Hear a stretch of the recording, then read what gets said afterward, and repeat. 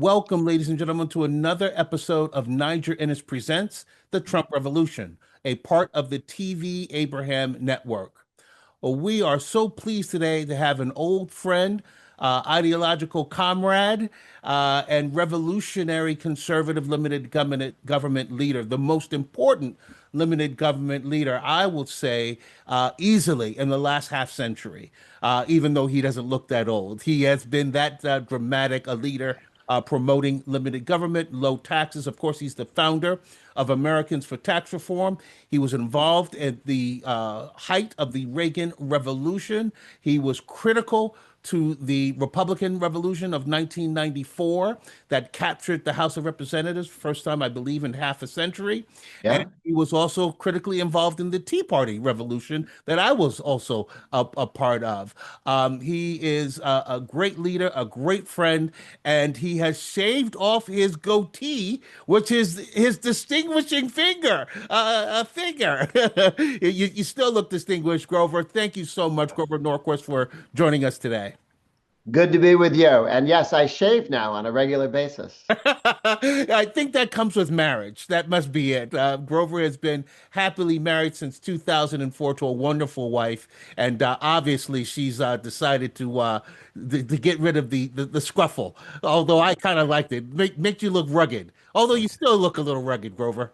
We'll work on rugged. Excellent. Grover, I can't think of a better person in the country to discuss the issue of Doge. And of course, that stands for the Department of Government Efficiency, established under President Trump, but led by Elon Musk. Elon just recently has said, or is rumored to have said, that he's stepping away from Doge. He's kind of stepping away from politics, going to focus very hard on being CEO of Tesla. Does that to you, um, is that symbolic of defeat? Is he walking away defeated? Or is it a sign of victory that he achieved what he hoped to achieve? I think it's the second. He opened up whole sections of the government for the country to look into and see the fraud that was going on, see the waste that was going on, checking and pointing out that the government was sending out checks with no way to verify who they were going to, no lists. That wasn't even written on the check. Why was this check written? For what purpose? It really does let you know how unserious the government is about protecting checks that it writes from being stolen or missent. And it's the government itself used to estimate about 20% of checks sent out are fraudulent or the wrong number or the wrong person or somebody gets three of them. And it's a huge problem. He really showed us how to go look for it.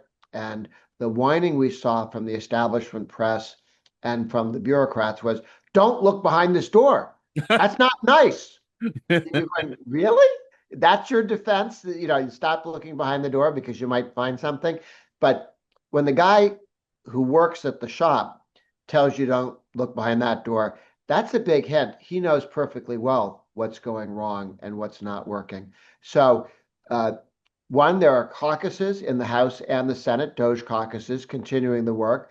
Many committees can do investigations on wasteful spending and ways to do better.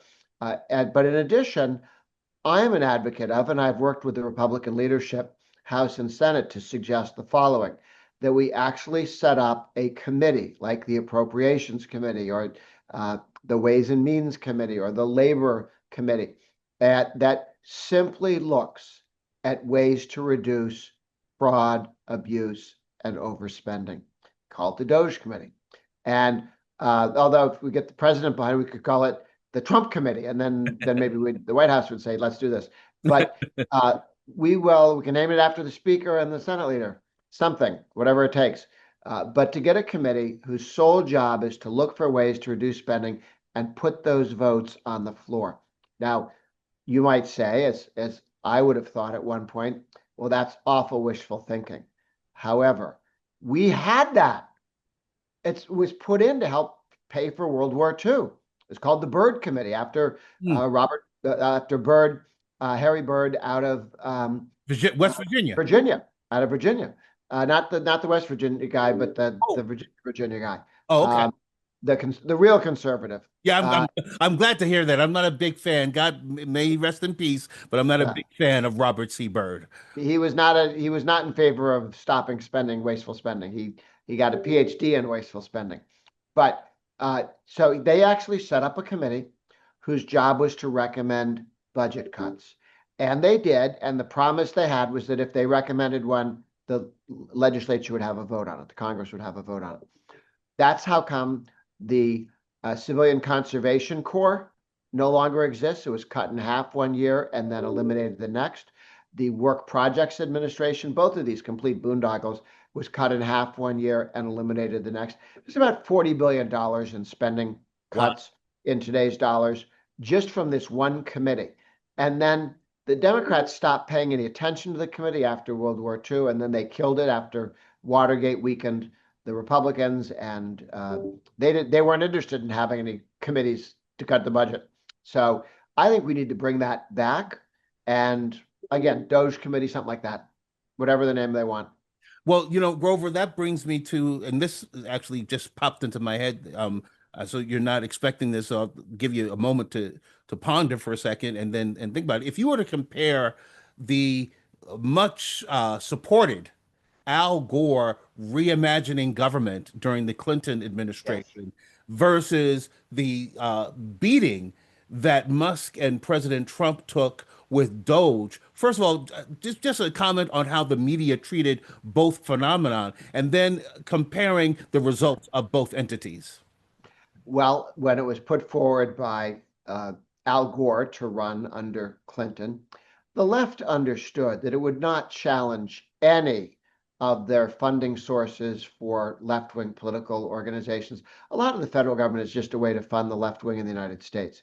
They hire people to do different projects, and AmeriCorps is a way to hire and train political activists for the left with government money, for crying out loud. The, so they knew that Al Gore would not be touching any of that. And he didn't really accomplish much there. There was some reduction in spending because the Cold War we'd won the Cold War under They President called Bush. it the peace dividend, right? Yes, it was we dropped federal spending from 6% of GDP down to between 3 and 4. That flowed from the victory. I'd love to hear what government program the left ever came up with that, having accomplished something, they dramatically reduced the spending. When Reagan spent more in order to win the Cold War, and then he won the Cold War, and then it went back down again, for crying out loud. That was money well spent because they didn't keep spending it forever and ever and ever. And in point of fact, uh, spending is much below. During the Vietnam War and Johnson and so on, Lyndon Johnson, it was 10% of GDP. Mm. Now it's between 3 and 4. And we dominate the world with that because we have a large economy. So I think we can. You saw that Gore also never challenged the labor unions at all, let them do whatever they wanted. All of the make work rules they have, that people in the Pentagon, all of the heads of the Pentagon, the Republicans have told me they make it impossible to regulate, to manage the Pentagon because of the labor unions inside it. That's the labor union that President Trump said under the law, he's allowed to say if a union gets in the way of national security, it goes away. It ceases to exist. It cannot negotiate. It cannot steal money from workers, period. It can't get free office space. And he ended that for the Veterans Affairs. Remember what the unionized, doctors and medical people that were happening, how much damage they were doing to our veterans Yes. because they had union rules that wouldn't let them really do what they needed to do, and they didn't care, and they covered it up. And so he said, you know what? That union does not deserve to exist. It's gone. The one at the Pentagon is gone, and the one at the IRS, which gave 98% of all their campaign contributions to left-wing Democrats. It's a funding source for the left-wing Democrat Party, organized labor at the federal level and at the state and local level as well. But Trump could, by a stroke of the pen, say we're not doing that anymore in the federal government. He can't solve that problem in Missouri, but but he can solve it in Washington, D.C. which would be huge, and Yes, it give is huge. government a tremendous amount of savings. So, based on what you said, it seems to me that you would say, number one, that Doge was definitely more effective at truly exposing government fraud and waste than Gore's reimagining government. But it also sounds like you would give Elon Musk and President Trump what, a B plus, A minus, in that nothing is Well, perfect. it's incomplete because that was never reasonable to expect that Elon Musk was going to leave. People talk about it going back to Tesla. I'm sorry, Tesla and Starlink and that thing that digs tunnels underground. I mean, he's got a series of businesses he runs for crying And out loud. rescues astronauts. Yes, yes. So uh, he uh, he did the country as a real patriot. He did the country a big, big favor in spending some time and bringing some experts in. And you don't have to do it with as much fanfare. It can be quieter, but we now know how to look and check whether people getting Social Security checks are also citizens, whether there's only one of them with that Social Security number. If they're alive or not. Yes, yes, yes. I think they opened the doors to a lot of fixes. Some of the stuff will take longer, but there's, $1.5 trillion in spending restraint in the budget that was just passed by the House of Representatives and now goes to the Senate and may yet be improved by the Senate.